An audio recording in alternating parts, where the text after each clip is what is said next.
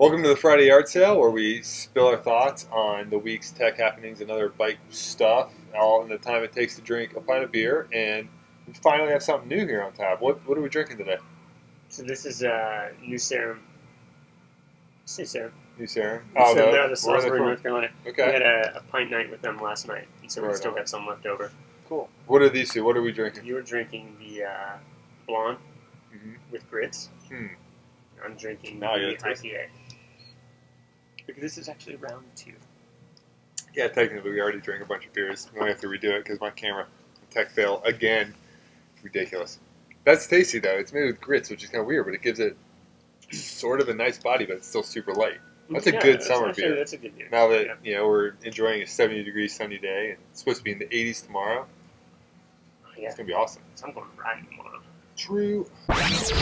There is a ton of tech, and I can tell you exactly why. It's because Sea Otter's next week, and this is that time of year when everybody wants to launch. So we've noticed trends in that the week and a half leading right up to the day of the start of the show, most of the big companies send out their press releases because they want everybody to know what's new, so they go and visit their booth. The smaller and mid-sized brands wait until the show and they show us in person, which is kind of cool because it gives us plenty of stuff to see at the show, but it also gives us plenty of stuff for the week and a half, 2 weeks leading up. And this week was almost all about suspension, your favorite thing in the whole wide world. Can't get enough of it. Yeah, it was also Campy Launch 12 Speed, and we'll get to that.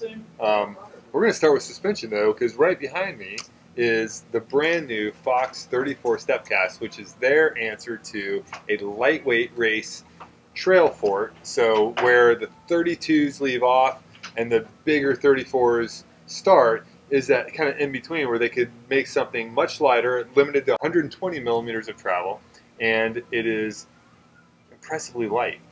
And yeah, like they shaved almost a half a pound off. All their marketing stuff says a half a pound. It's really more like 0.39 pounds based on our scale for the 29er, because we're kind of geeky about that kind of stuff. But we did a full weight and spec and feature comparison between the regular 34 and the new 34 Stepcast on Bikerumor. There's 2 different posts, one with the rider reviews, so check that out. And this is what I find entertaining too. And I even mentioned this to the guy Fox, is that Rockshox also has a new lightweight 120 mil trail fort, now both announced on the same day. And we get the information usually a couple days in advance for these brands.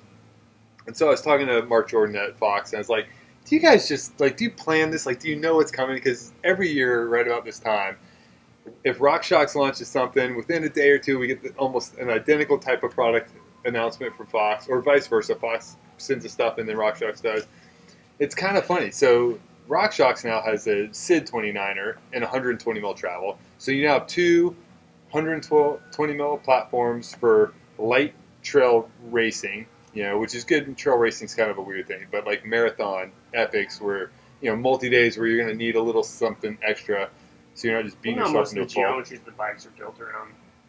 Yeah, 120. I mean, for the hardtails, and they say they ride. Yeah, that's true. Super whippy. Speaking of geometry, so what's interesting is, like, I threw this fork on the current generation of 9er Jet 9, which is 120 mil in the rear, but comes with a 130 mil fork. And I think the intention with this was the opposite, actually. There's so many bikes nowadays that were intended originally as a 100 mil travel front and rear cross-country bike, like the Pivot Mach 429, the 9er RKT, and there's a bunch of others that started life as a 100 mil bike, and then all of a sudden, they come with a 120 mil fork now. So both of those bikes, you can't find them on their websites with a 100 mil fork anymore. You can order it if you really wanted to, but I kind of did the opposite. So I shortened the fork length on this one, so now it's 120, 120. And man, I'll tell you, for around here, it's like a super cush capable XC bike, which I'm totally into.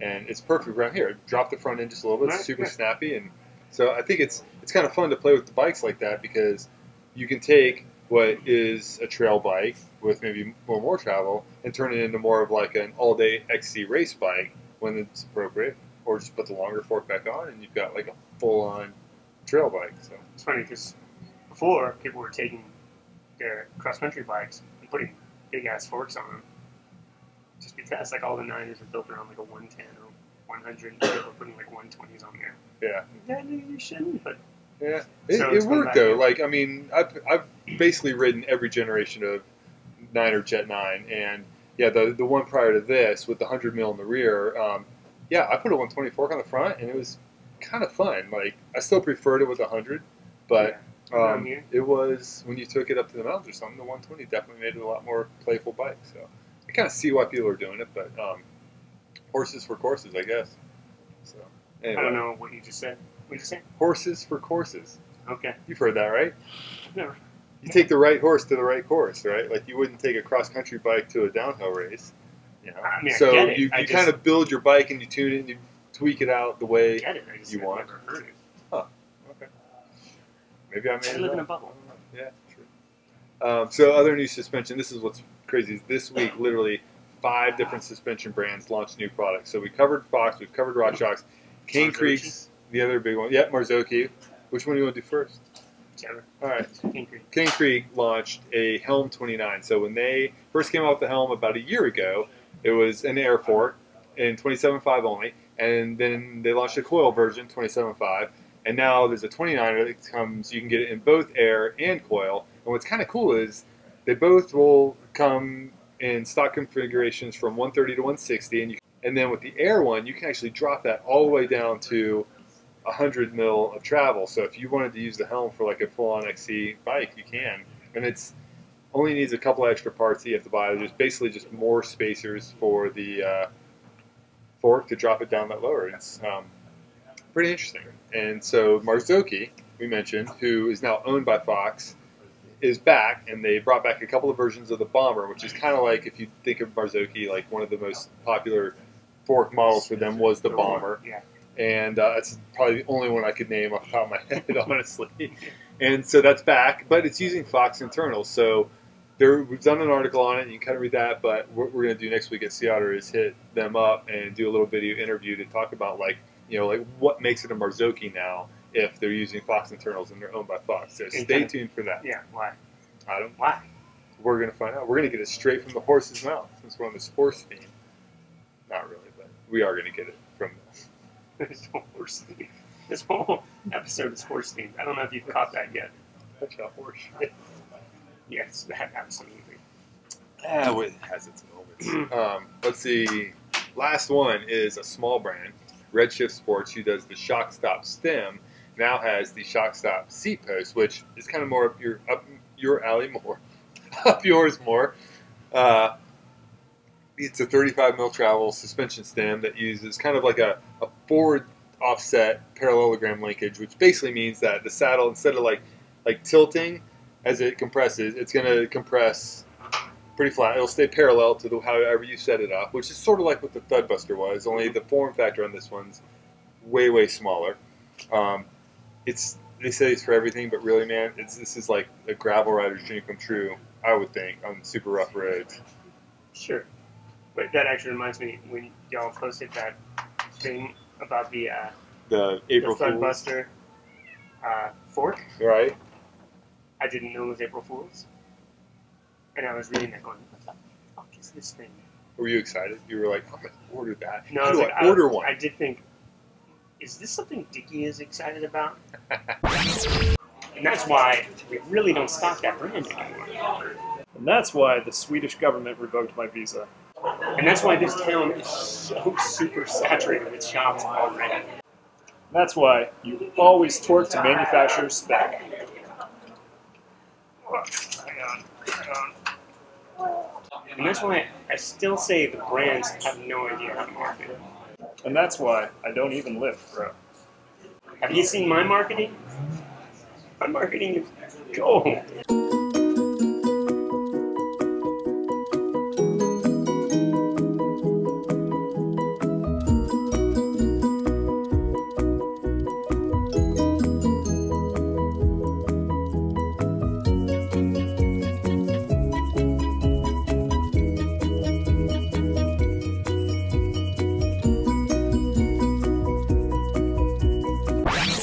Can't be 12 speed. Can't be 12 speed, so it's basically an extra cog because they narrowed the space between all of the narrow cassette because So it fits on 11 speed. I can't even talk. It's not a narrow cassette. It's the same width cassette as 11 speed. Yeah, so it fits on 11 speed free-up body, which means that now you'd have to call it an 11-12 speed free-up body, technically, I guess.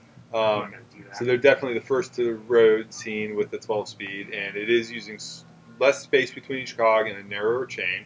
And that's kind of only part of the interesting story of this. They redid the shifters a little bit of the ergonomics change, but obviously they have to make it. But what I've heard is that the amount of throw on the levers to shift is much, much tighter. So I know with like chorus level, for example, you got a lot of play before it would engage the start pulling cable and stuff, and now the word is it's a lot tighter. Which is a bummer to me because like when I come to a stop, I just like to play with those levers. It's kind of like make a little song.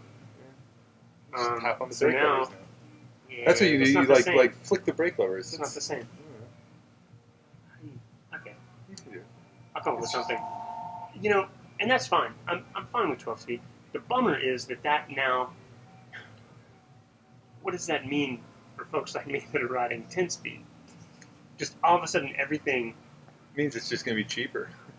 Yeah, maybe cheaper, but also the quality level. All of a sudden we're riding the cheaper stuff because you can't get high quality 10 speed stuff. You know? Longer. This is always the bummer. Is all of a sudden. Yeah, I guess they're not really Like the making like high-end- high-end 9-speed anymore, right? Yeah, exactly. That stuff just becomes. So then, poor ass shop owners gotta buy the new stuff. Don't. I mean, Hey, Dan, hook a brother up. brother up.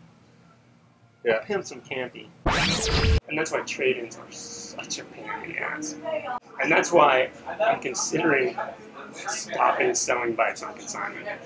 And that's why I hate Watts. And that's why buying online is so short-sighted. Because no one realizes you're just giving your money to Jeff Bezos or whatever the fuck his name is, making that fucker richer and making your local community poor. Way to go. And that's why they call me the proctologist. All these topics and more in the near future. You know what I'm surprised by is that we don't have a beer sponsor for this yet. It's a little surprising. Yeah, you would think as much beer as we drink on this. I mean, it's usually more than one pint. And somebody would send us beer. So if you're a brewery and you have beer that you would like to have featured right here as a can, growler, That's a damn whatever, good idea. case,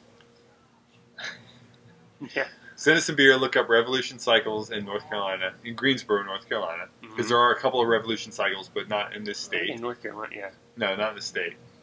Send it here. We'll make sure it gets put to good use on the Friday Yard Sale videos. And on that note, if you like what Watson and I are doing here, hit that subscribe button and check out the rest of the Friday Yard Sale videos. I'm going to put them right over here across his face. Yep, can't see you doing that. What are you doing? That's disgusting. Have a great weekend. Go ride. Have a good Have a great weekend.